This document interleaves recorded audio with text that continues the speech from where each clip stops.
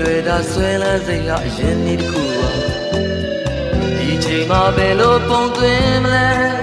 မထင်တဲ့အချိန်တွေဟာအမျောပဲရောက်လာပြန်ရင်ကံကြမ္မာကိုလွန်ဆန်နိုင်ရမဝင်စားဘူးဝေဒနာခံစားရခိုင်မှမကြည့်တော့ရဲ့ပါနင်နိုင်တဲ့ရာရာနင်သဘောပဲ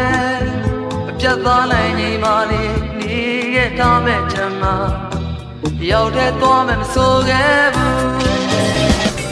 အချိန်မှာ